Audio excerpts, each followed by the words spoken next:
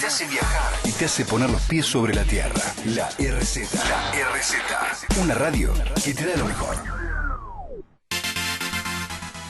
Estamos de vuelta en el aire y no me tengo que olvidar de decirles que a mí me arregla el pelito Marcelo Blanco de MGI. Es un salón que está en Güemes 4562. En las redes de Buenos Vecinos van a encontrar los teléfonos por si quieren. Y bueno, en Instagram está MGI. Bueno, son unos genios, te tratan re bien. Estoy muy contenta con el color que me ha hecho Marcelo Blanco. Gracias, Marce. Hay que decir que la peluquería de Marce Blanco, MGI, tiene un descuento para los clientes de Sport Club. Los clubes y gimnasios tienen un 15% de descuento. Bueno, seguimos con el programa. Les conté que nos visita el doctor Juan Pablo Chiesa, abogado, especialista en Derecho del Trabajo, analista jurídico.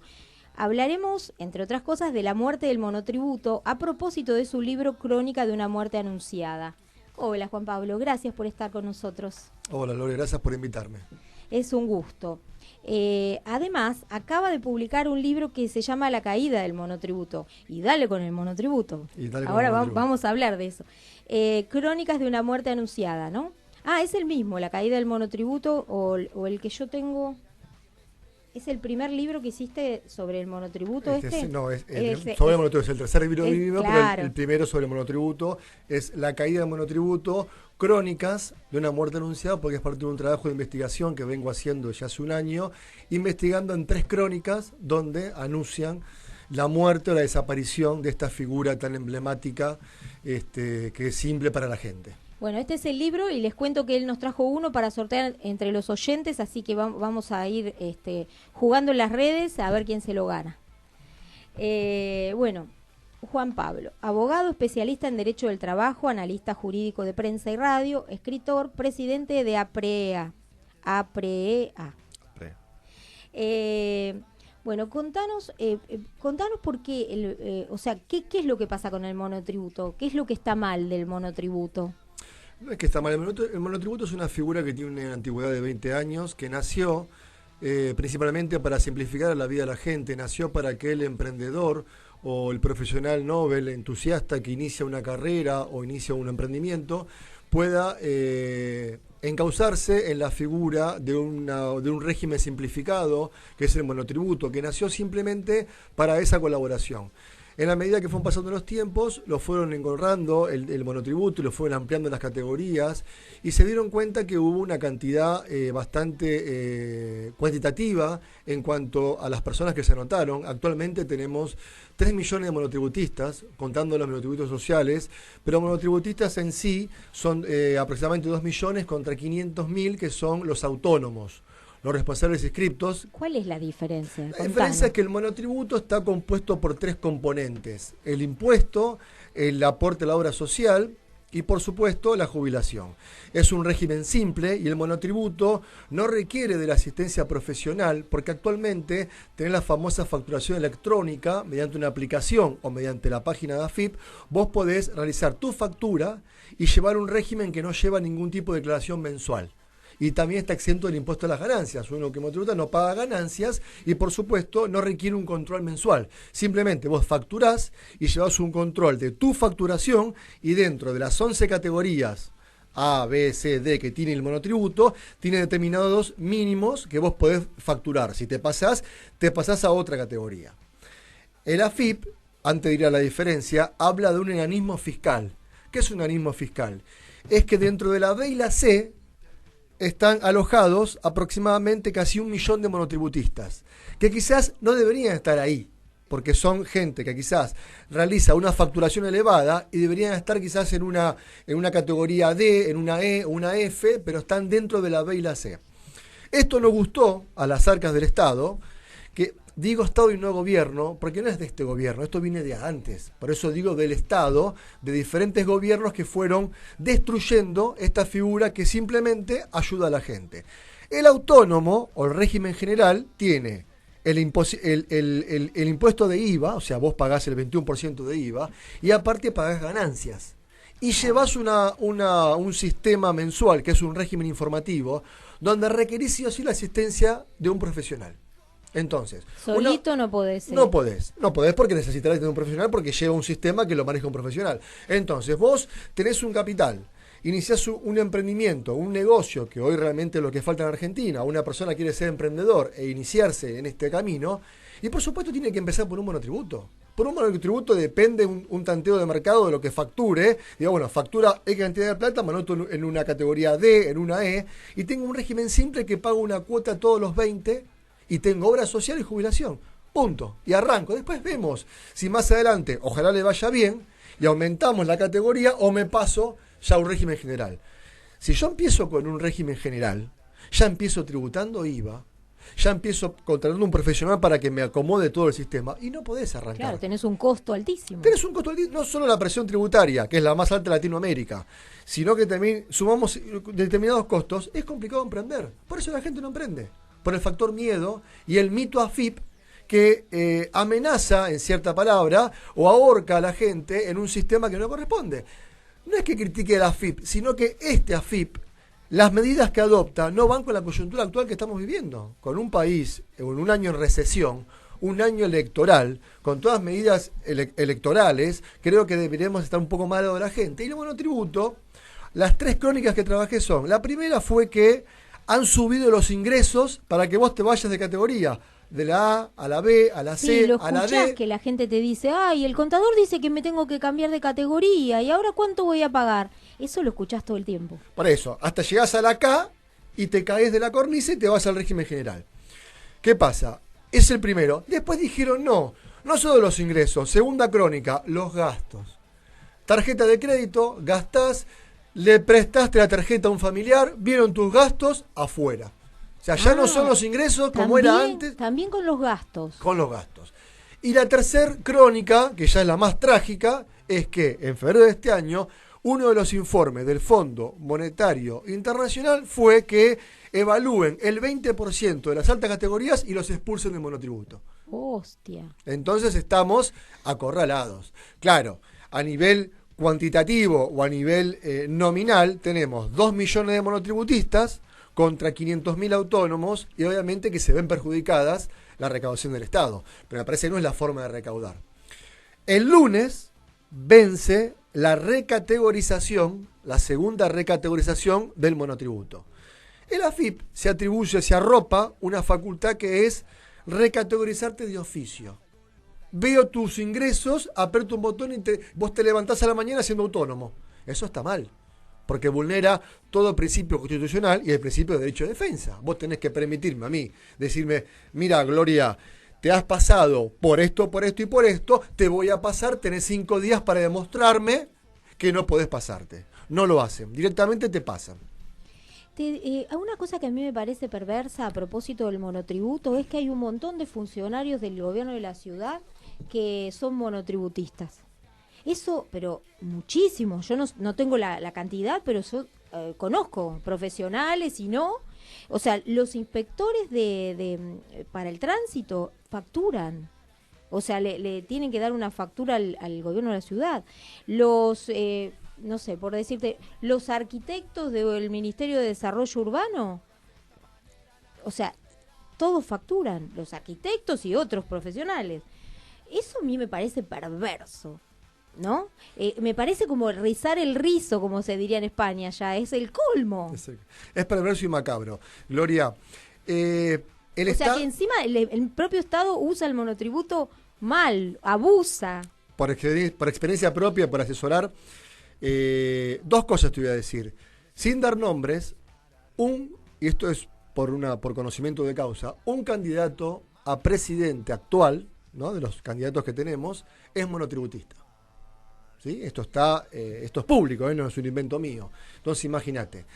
El Estado es el primer organismo que contrata el 60% de los casi 5 millones de empleados estatales son monotributistas. ¿Viste? Para aplazar a planta permanente 5 millones. Son 6 millones de asalariados en dependencia y son más o menos 5 millones y medio de empleados públicos. ¿En qué sector? En el Estado Nacional. En los diferentes ministerios. Está bien.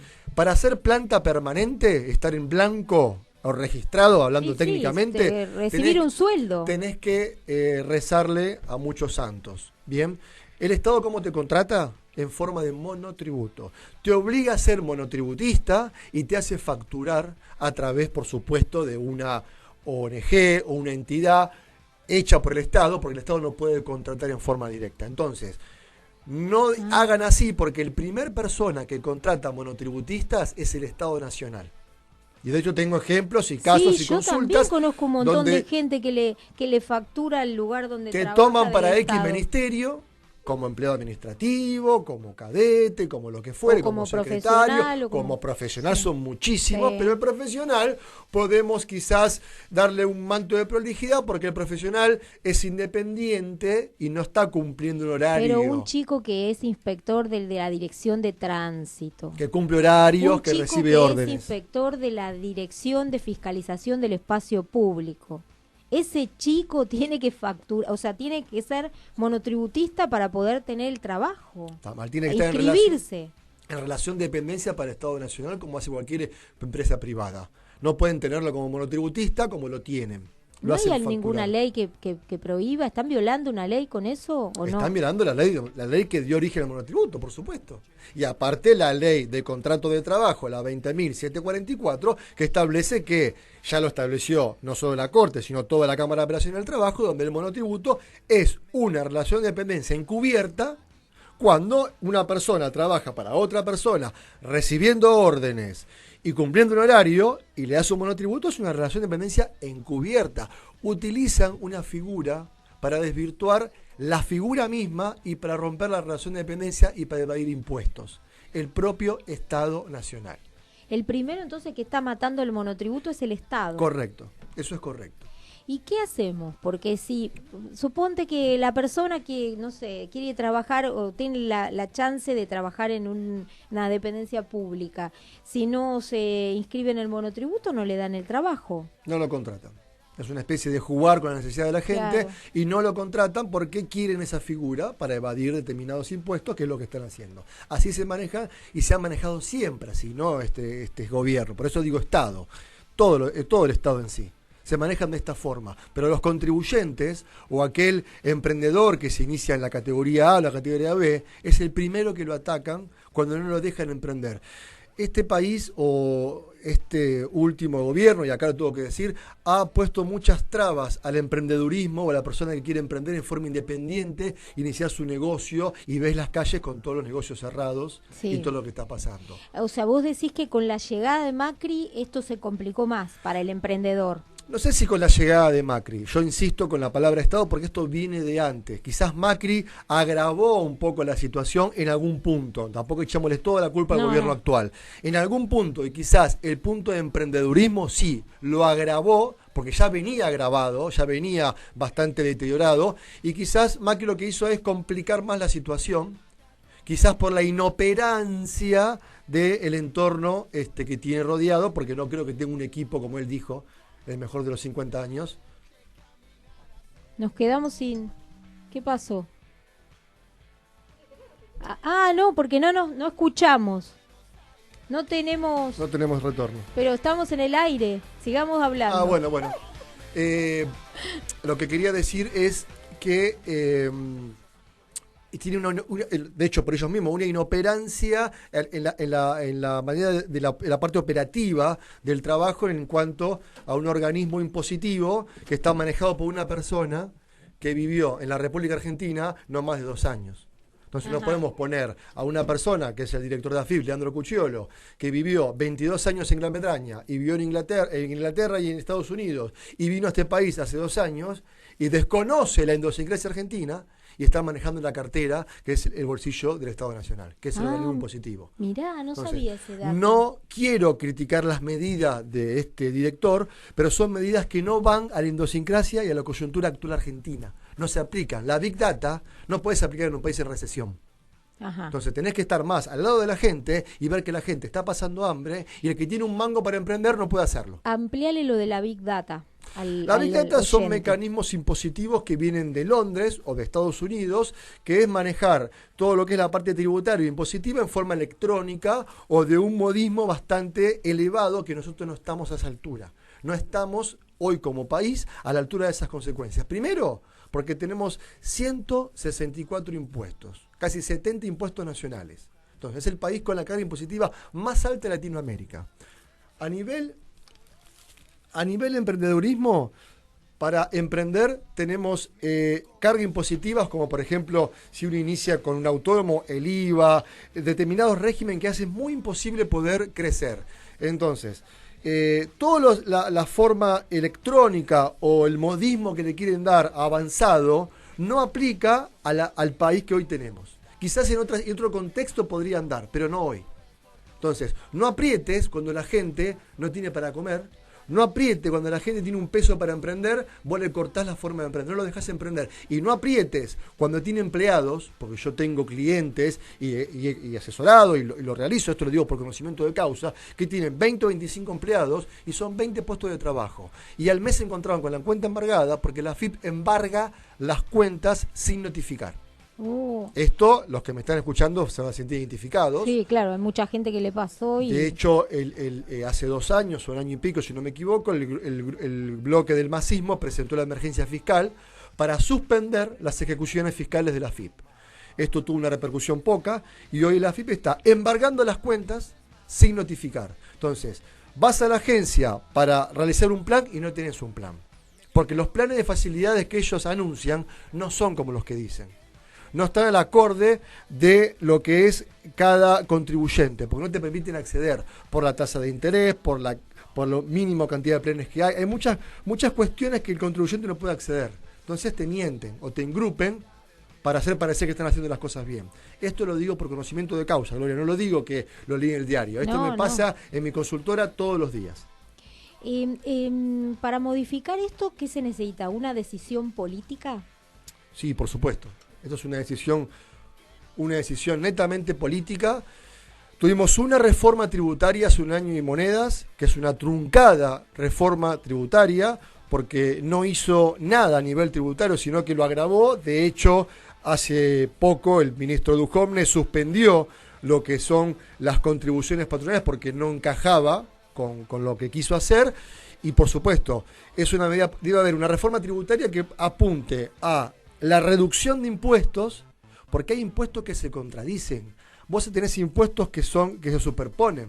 A ver, si vos tenés, Gloria, un sistema electrónico de facturación, que me parece adecuado, que la gente se ayorne a las nuevas tecnologías y facture de manera electrónica y cortemos con el papel, lo electrónico ya está digitalizado dentro del sistema de AFIP. ¿Por qué vos tenés otro impuesto que tenés que declarar un régimen informativo de ventas y tenés que informar lo que ya informaste?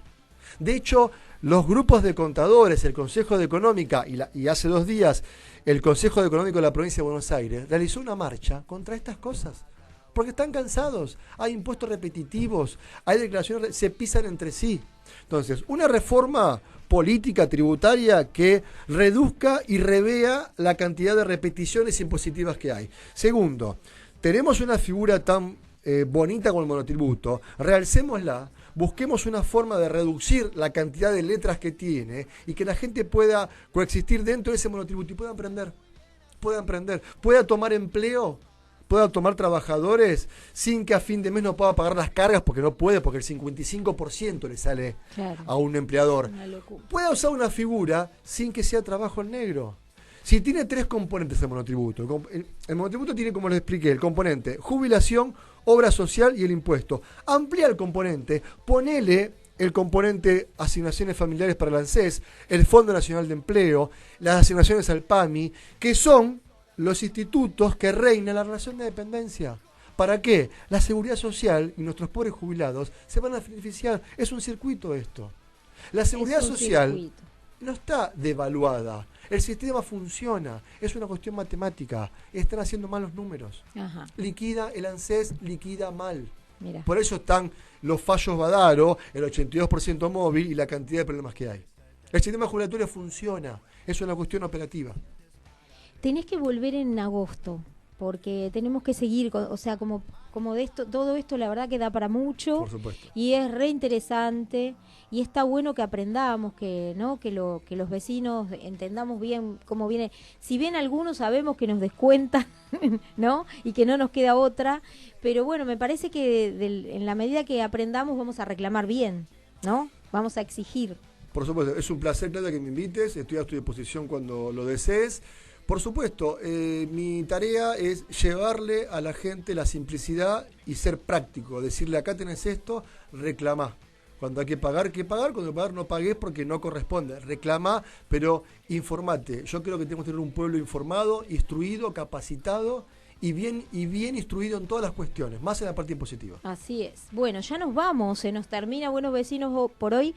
Volvemos el viernes. Gracias, Juan Pablo, por Gracias venir. a vos. Y vamos a armar otra visita para agosto y seguimos con esto. Vamos a sortear el libro de Juan Pablo en las redes de Buenos Vecinos. Ahora lo vamos a comunicar el sistema para que el que quiera juegue para ganárselo. Meche, gracias por este viernes, como siempre operándonos, Meche, quedamos divinas. Bueno, y volvemos el viernes y como siempre les digo, los buenos vecinos siempre vamos por más.